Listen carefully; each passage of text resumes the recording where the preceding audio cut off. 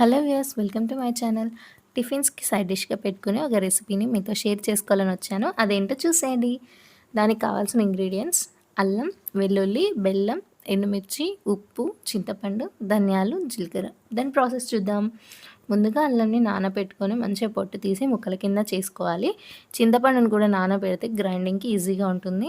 బెల్లం కూడా కరగబెట్టి లిక్విడ్ లాగా చేసి మిక్సీకి వేయడానికి ఈజీగా ఉండేలా చూసుకోవాలి. ఎండుమిర్చిని కూడా వేయించి పెట్టుకోవాలి. నేను ముందుగా చెప్పిన ఇంగ్రీడియంట్స్ అన్నీ ఒక్కొక్కటిగా మనం మిక్సీ జార్లోకి వేసుకోవాలి. వేసుకున్న తర్వాత దాన్ని మెత్తగా గ్రైండింగ్ అయితే పట్టాలి. దీనికి సాల్ట్ మాత్రం మనం నార్మల్గా వేసుకునే దానికన్నా కొంచెం ఎక్కువ క్వాంటిటీలోనే వేసుకోవాలి.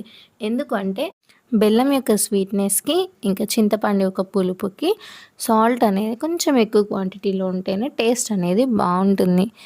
ఇదేంటో మీరు గెస్ చేశారా? గెస్ చేయని వాళ్ళ కోసం చెప్తున్నాను. అల్లం చట్నీ అండి. ఈ రెసిపీ మీరు ఇంతకుముందు ట్రై చేసుంటే ఇలా నా స్టైల్లో కూడా ఒకసారి ట్రై చేయండి. ఈ రెసిపీ మీకు ఎంతమందికి నచ్చిందో కూడా నాకు కామెంట్ సెక్షన్లో కామెంట్ చేయండి.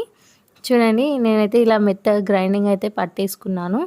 ఇలా గ్రైండింగ్ పట్టుకున్న మిక్స్చర్ని ఒక ట్రాన్స్ఫర్ బౌల్లోకి ట్రాన్స్ఫర్ చేసుకొని జీలకర్ర, ఆవాలు, ఎండుమిర్చి, కరివేపాకు, ఎల్లిపాయ, కొన్ని మినపగింజలు వేసి తాలింపు వేసుకుంటే ఇంకా బాగుంటుందండి.